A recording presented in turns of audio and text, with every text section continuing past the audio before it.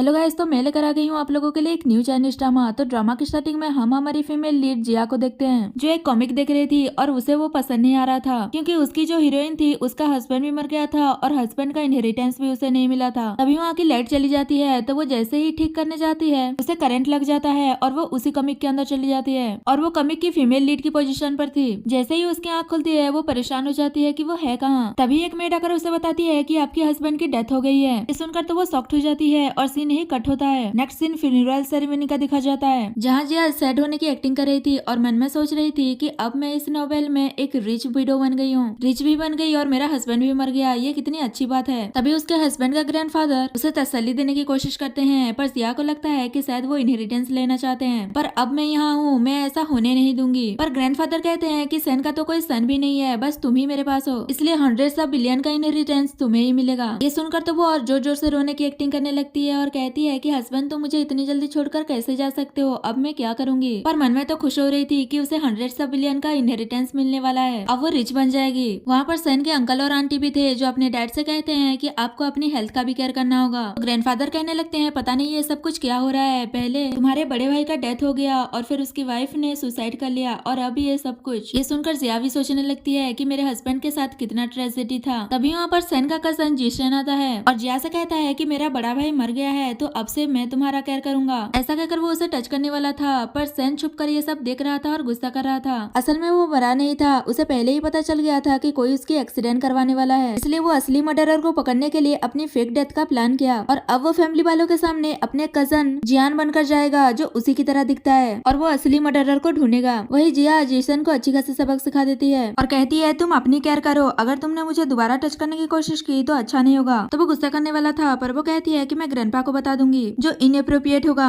जिशन कहता है सन मर चुका है, अगर तुम अच्छे से बिहेव करोगी और हमारी बात सुनोगी तो ही मैं तुम्हें यहाँ रहने दूंगा, वरना नहीं। पर वो नहीं डरती और कहती है लगता है तुमने इनहेरिटेंस प्रॉपर्टी लॉ के बारे में स्टडी नहीं किया, मैं सन की लीगल वाइफ हूँ तो पहला लीगल हायर मैं ही होंगी। उसकी बातें सुनकर सन भी शॉक्ड हो जाता है क्योंकि उसकी भाई बहुत ही काइंड थी और उसे वो कुछ बदली हुई सी लगती है। अंकल भी उस पर गुस्सा करने लगते हैं कि तुम ये कैसी बातें कर रही हो, अभी मैं तुम्हें सन फैमिली का रूल समझाता हूँ, कहकर उसे थप्पड़ मारने वाले थे, पर जिया उन्हें रोक देती है तो वो और भी गुस्सा हो जाते हैं और फिर से हिट करने वाले थे। पर तभी सैन आकर जिया को बचा लेता है और फिर जैसे ही जिया उसे देखती है तो वो उसे भूत समझकर डरने लगती है और कह रही थी कि मुझे तुम्हारा इनहेरिटेंस नहीं चाहिए, प्लीज मेरे पास मत आओ। तो वो कहता है कि तुम मेरी कजन की वाइफ हो ना, मुझे जैसे ही पता चला कि उसकी डेथ हो गई है मैं अब्रॉड से वापस आया हूँ। तभी ग्रैंडपा भी बताने लगते हैं कि ये जिंगियान है सैन का कजन, दोनों बचपन से ही सेम ही दिखते थे, इसलिए तुम्हें पहचानने में गलती हो गया। जिया सोचने लगती है कि शायद हेवन मेरे साथ काइंड है, इसलिए तो मेरे हस्बैंड के मर जाने के बाद इतना हैंडसम सा कजन आया है। वो उससे कुछ बात करने ही वाली थी कि टाइम टेबल की साइड इफेक्ट्स की वजह से वो बेहोश हो जाती है और फिर जल्दी से उसे हॉस्पिटल ले जाया जाता है और फिर जैसे ही उसे हॉस्पिटल में ले जाया जाता है तो डॉक्टर कहता है कि कोई एक ही फैमिली मेंबर उसके साथ जा सकती है। तो अंकल कहते हैं कि मैं जाता हूँ, कहकर वो डॉक्टर के साथ चले जाते हैं। अंदर जाने के बाद डॉक्टर अंकल से कहते हैं कि वो लड़की नहीं बचना चाहिए, अगर वो बच गई तो तुम्हारी फैमिली सर्वाइव नहीं कर पाएगी। और सैन बाहर होकर भी उन लोगों की बातें सुन रहा था और सोचता है कि आप करना क्या चाहते हैं। उसके बाद डॉक्टर जिया को बांध कर उसके मेडिसिन में कोई पर्सन मिला देता है और कहता है ये वो लोग कर रहे हैं जो लोग तुमसे हेट करते हैं और चाहते हैं कि तुम मर जाओ। इतना कहकर वो जल्दी से वहाँ से भाग जाता है। तो जिया सोच रही थी कि मैं ऐसे नहीं मर सकती, क्या मैं इतने थोड़े से टाइम के लिए यहाँ आई थी, और वो किसी भी तरह अपने आप को छुड़ाकर वहाँ से भागने की करती है। पर तब तक सैन भी उसे बचाने के लिए आ गया था, तो वो उसे देखकर हक कर लेती है। पर तभी कोई आ रहा था तो जिया वापस से वैसे ही लेट जाती है और सैन भी वहाँ से चला गया था। वहाँ पर जिनसन आता है और कहता है कि अब तुम मेरे कजन से मिल ही गई होगी, और वो सुसाइड नोट पर साइन करवा लेता है जिसमें लिखा था कि वो अपनी इनहेरिटेंस अपनी मर्जी से छोड़ रही है। और वहाँ पर एक मेडिसिन बोतल छोड़कर वहाँ से चला जाता है जिससे ऐसा लगे कि उसने सुसाइड कर लिया, और बाद में सबको ऐसा ही लगता है। मेड भी सैड हो रही थी कि मुझे नहीं पता था कि आप प्रेसिडेंट से इतना प्यार करती हैं जो आपने उनके लिए सुसाइड कर लिया। और फिर अंकल और जिसन बात कर रहे थे कि जिया की बॉडी को फ्यूनरल होम ले चले। ये सुनकर जिया सोच रही थी कि मैं मरी नहीं हूँ, जिंदा हूँ। तभी मेड उनसे कहती है कि ये सब कुछ करने से पहले हमें मैडम की फैमिली को इन्फॉर्म कर देना चाहिए। पर जिशन कहता है कि उनकी फैमिली ने पैसों के लिए सैन फैमिली में उनकी मैरिज करवा दी थी, तो क्या तुम्हें लगता है कि उन्हें इसकी कोई परवाह होगी। ये सुनकर जिया सोच रही थी कि इस बॉडी की रियल ओनर की लाइफ कितनी मिसरेबल है, ना सिर्फ उसके हस्बैंड की मौत हुई है बल्कि उसकी फैमिली वाले भी उसकी कोई केयर नहीं करते। जिनसन जिया को फ्यूनरल होम लेकर जाने वाला था, पर तभी वहाँ पर सैन का असिस्टेंट आता है और कहता है मैं मिस्टर सैन का पर्सनल असिस्टेंट था, मैं मैडम की बॉडी को फ्यूनरल होम तक ले जाऊंगा, अब दोनों को वरीड होने की जरूरत नहीं है। और वो जिया को लेकर वहाँ से चला जाता है। तो जिशन भी उनके पीछे पीछे जाता है और फिर जिया गाड़ी में उठती है और रिलैक्स हो रही थी और कसन को देखकर स्माइल करने लगती है और कहती है कि मुझे मुझे पता है तुम मुझे यहाँ रेस्क्यू करने आए हो। और फिर एक्सीडेंटली वो उसके क्लोज हो जाती है तो वो कहता है कि अभी ही मेरी कजन की डेथ हुई है और तुम दूसरे मैन को हक कर रही हो। तो वो सोचने लगती है कि कहीं इसे सब कुछ पता न चल जाए और वो रोने की एक्टिंग करते हुए कहती है कि मैं अपने हस्बैंड को बहुत याद करती हूँ और उसे हक करते हुए कहती है कि तुम हमेशा से मुझे प्रोटेक्ट करोगे ना। पर वो जल्दी से उसे दूर कर देता है और कहता है तुम अपने कपड़े निकाल कर इस फेक बॉडी में डाल दो। तो वो उसे फ्लर्ट करते हुए कहती है कि मेरी जीप ओपन नहीं हो रहा है तो क्या तुम हेल्प कर दोगे। तो वो भी अपने आंखों में पट्टी बांध देता है और उसकी हेल्प करता है पर तभी एक्सीडेंटली पट्टी खुल जाता है जिससे दोनों ही ऑकवर्ड हो जाते हैं और सीन ही कट होता है। नेक्स्ट सीन फ्यूनरल होम का दिखा जाता है जहाँ जिनशन सब कुछ चेक करने आया था और वो चेक करने के बाद अंकल यानी अपने डैड को फोन करता है और बताता है कि मैंने अपनी आंखों से देखा है जिया की बॉडी को फ्यूनरल के लिए लेकर गए हैं। अब सैन फैमिली का सब कुछ हमारा होगा। इसकी ये सारी बातें वो दोनों भी सुन रहे थे और जिया कहती है लगता है कि ये सब कुछ अंकल की फैमिली ने किया है। पर सैन कहता है मुझे नहीं लगता कि ये इतना सिंपल है। और फिर सैन कहता है कि पहले हमें घर चलना होगा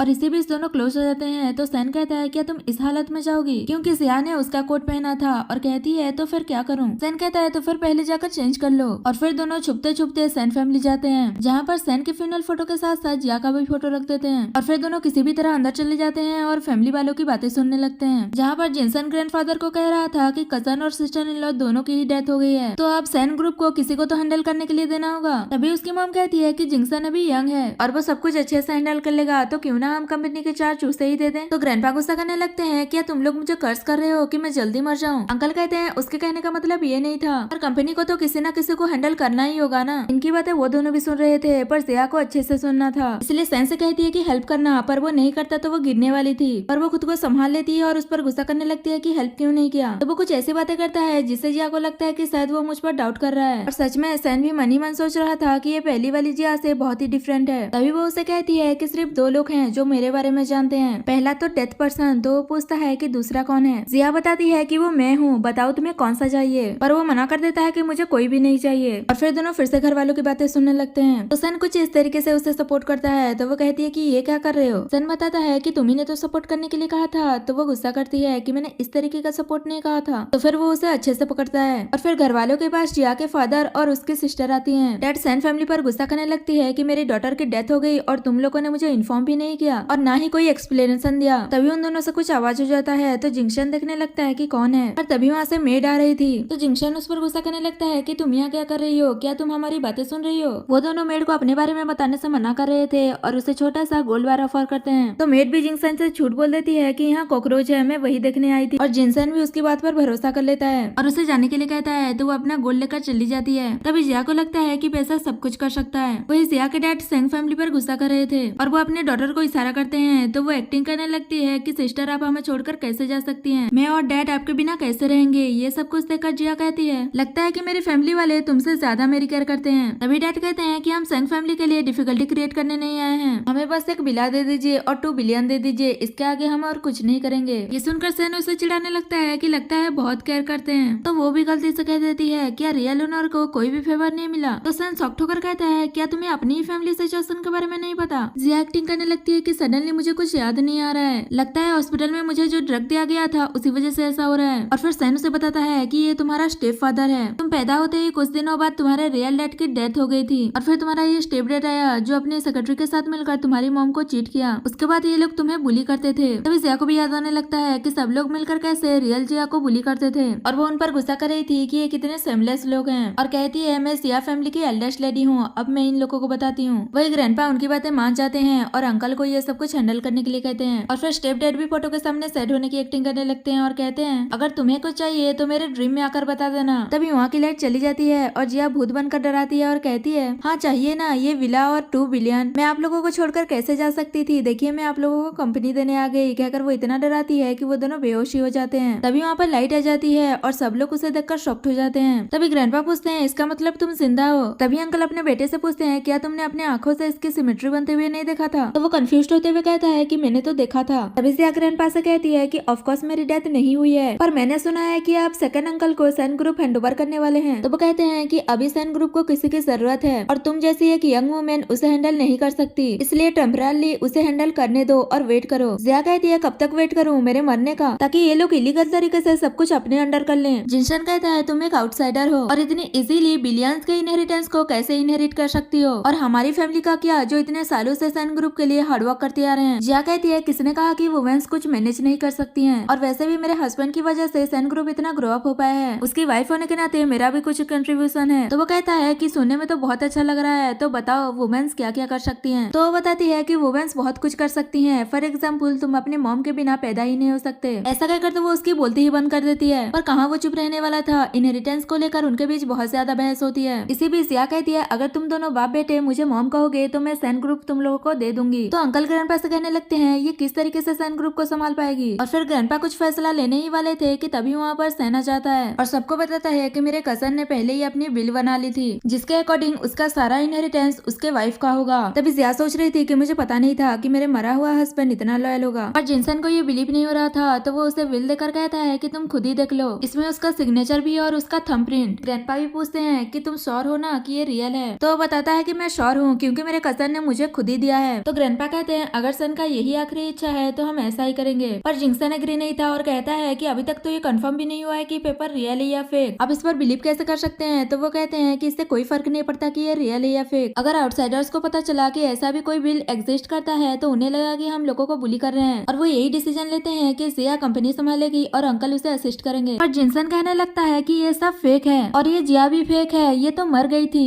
सन पूछता है तुम इतना श्योर कैसे हो कि सिस्टर इन लॉ की डेथ हो गई थी, तुम डर रहे हो क्या कहीं तुम एक्सपोज ना हो जाओ। कहकर वो हॉस्पिटल वाला वीडियो सबको दिखा देता है जिसमें जिनसन जिया की सिग्नेचर ले रहा था। ये देखकर वो शॉक्ड हो जाता है कि तुम्हें इस बारे में कैसे पता। सन कहता है तुम सिस्टर इन लॉ को मारना चाहते थे और प्रॉपर्टी ट्रांसफर करना चाहते थे, तुम ऐसा कैसे कर सकते हो। ये सब जानने के बाद तो ग्रैंडपा भी गुस्सा हो जाते हैं और उसे थप्पड़ मार देते हैं। तो वो भी चिल्लाने लगता है कि जिया किस हक से सारी प्रॉपर्टी ले रही है, उसने बस सन से मैरिज किया था पर वो तो मर गया है, बस ये एक अनलकी वीडियो है। तो जिया कहती है कि क्या नॉनसेंस बातें कर रहे हो, मैं पैदाइश लकी थी, वही अनलकी था जो कुछ भी एंजॉय नहीं कर पाया और मर गया। अभी ग्रैंडपा कहने लगते हैं पता नहीं सन फैमिली ने कौन सा पाप किया था जो ये सब हो रहा है। और जिनसन से कहते हैं कि घर जाने के बाद इस बारे में अच्छे से सोचना कि तुमने कितनी बड़ी गलती की है। तभी सन कहता है कि इसने सिस्टर इन लॉ को मारने की कोशिश की है, ये इतनी छोटी सी बात नहीं है जो आप इसे बस इतना ही कह रहे हैं। और वो अपने बॉडीगार्ड्स को बुलाता है। तो ग्रैंडपा पूछते हैं ये तुम क्या करने वाले हो। तो वो बताता है कि मेरे कजन ने मुझे कहा था कि मैं सिस्टर इन लॉ का अच्छे से ख्याल रखूं, अगर उसे कोई भी बुली करता है तो मैं उसे अच्छा सबक सिखाऊं। और ग्रैंडपा कहते हैं चाहे कुछ भी हो जाए पर वो भी एक सैन फैमिली का ही मेंबर है, तुम ऐसा नहीं कर सकते। तो वो कहता है ठीक है मैं पुलिस को बुला लेता हूँ, आप चूज कीजिए क्या करना है। तभी ग्रैंडपा को लगता है ना सिर्फ ये सैन की तरह दिख रहा है बल्कि बात भी उसी की तरह कर रहा है। तभी जिंक्शन ग्रैंडपा से कहता है कि मैं आप ही का ग्रैंडसन हूँ, आप मेरे साथ ऐसा ट्रीट नहीं कर सकते। तो वो उसे डांटकर चुप करा देते हैं और फिर बॉडीगार्ड्स उसे पकड़ लेते हैं। तो वो कह रहा था कि इस बार गलती हो गई, दोबारा ऐसा नहीं करूंगा। तभी सैन कहता है तुम इनहेरिटेंस पाने के लिए सिस्टर इन लॉ के साथ ये सब कुछ कर सकते हो तो तुम कंपनी के लिए मेरे कजन को भी हार्म कर सकते हो। तो अंकल कहने लगते हैं कि सैन का डेथ कार एक्सीडेंट की वजह से हुआ था, इसे मेरे बेटे का कोई लेना देना नहीं है। तो जिंक्शन भी कहने लगता है कि मैंने बस जिया के साथ ये सब कुछ किया था, मेरा एक्सीडेंट से कोई लेना देना नहीं है। इधर मैं असिस्ट ना करूँ, धीरे से बताता है कि मैंने भी इन्वेस्टिगेट किया था,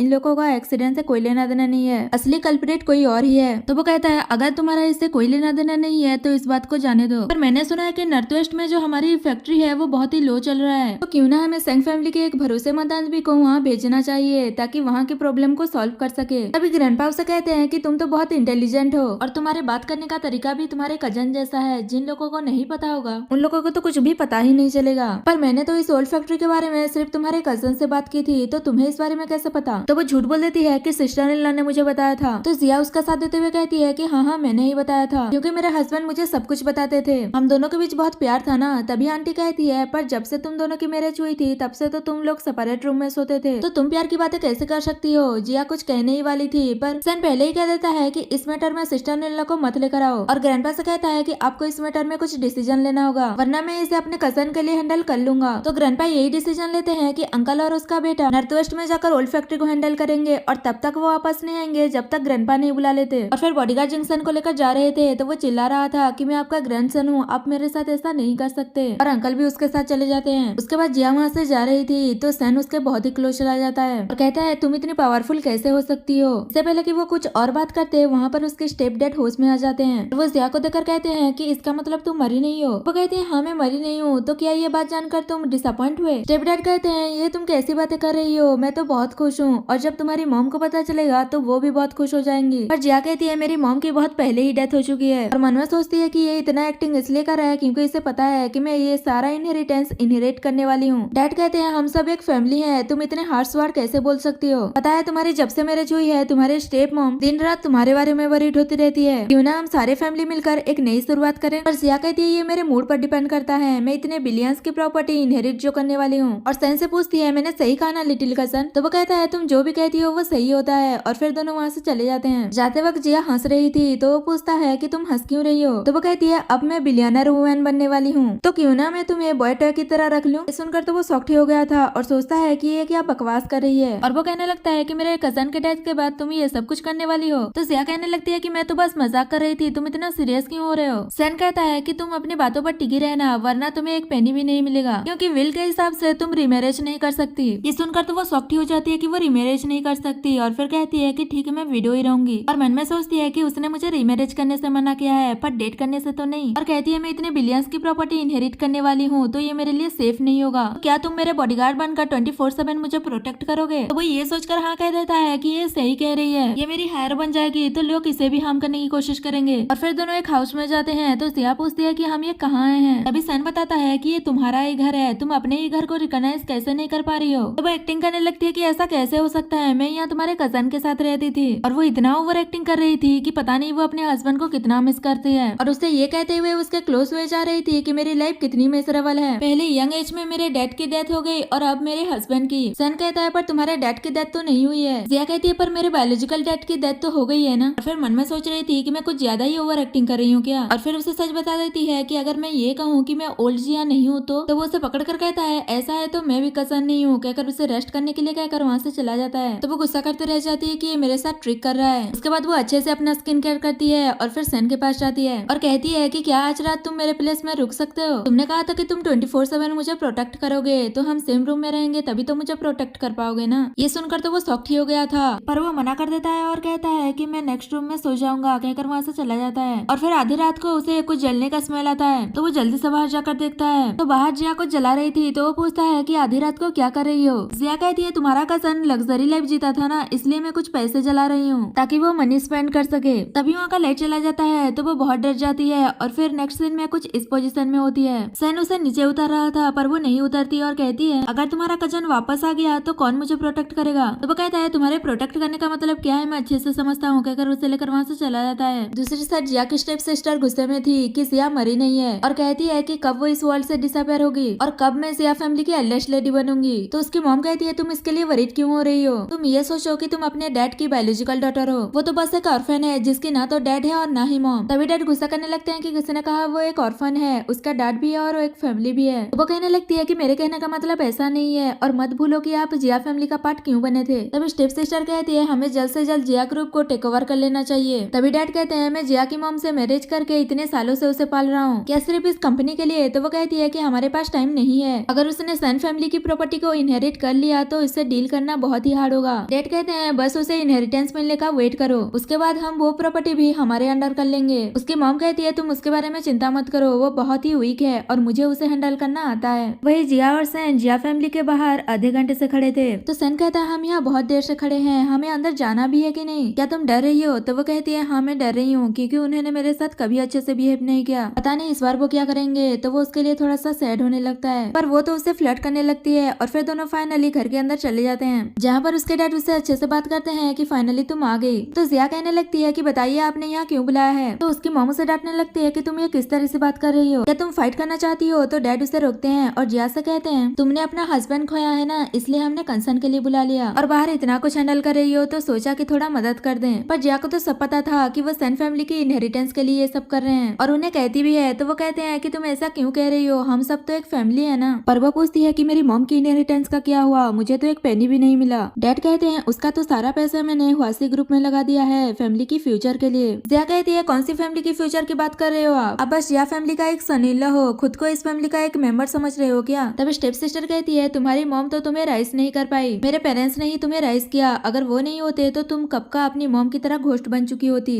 सुनते ही वो गुस्से में उसे थप्पड़ मार देती है। वो कहती है तुम्हारी हिम्मत कैसे हुई मुझे थप्पड़ मारने की? तो जिया उसे फिर से एक थप्पड़ मार देती है। ये देखकर सन सोचने लगता है कि कब से जिया ऐसी बन गई है। जिया ये कहते हुए कि तुम्हारे पेरेंट्स ने मुझे राइज किया था तो उनके काइंडनेस का रिपे तो बनता है। ऐसा कहकर वो एक और थप्पड़ मारने वाली थी पर स्टेप मॉम रोक लेती है और गुस्सा करती है कि ये तुम क्या कर रही हो। डैड भी कहते हैं कि तुम अपने सिस्टर को कैसे हिट कर सकती हो, हम तो एक फैमिली है ना। अभी स्टेप सिस्टर कहती है तुम मुझसे जलीस हो इसलिए ये सब कुछ कर रही हो, क्योंकि जेसन मुझे लाइक करता है और तुम्हारी मैरिज एक ऐसे पर्सन से हो गया जिसे तुम लाइक ही नहीं करती। जिया कंफ्यूज हो रही थी कि जीचन कौन है। तभी उसे उस बारे में याद आता है कि जब जिया जीचन के साथ रिलेशनशिप में थी तो स्टेप सिस्टर उसे फंसा कर उसकी बेबी को लेकर प्रेग्नेंट हो गई थी। और जब जिया को इस बारे में पता चला था तो उसने जीचन से पूछा था क्या ये सच है, तो उसने भी एक्सेप्ट कर लिया था और उसे ब्रेकअप करके स्टेप सिस्टर के साथ चला गया था। ये सब याद आने के बाद जिया कहती है कि तुम्हें क्या लगता है वो तुम्हें लाइक करता है तो तुम जीत गई। ऐसा नहीं है, तुमने बस स्ट्रेस को पिक किया है जो मैंने फेंक दिया था। इस सुनकर वो गुस्सा हो जाती है और कहती है कि तुम ही उसके लिए इतना डेस्परेट थी जो उसके लिए तुमने सुसाइड करने की भी कोशिश की थी।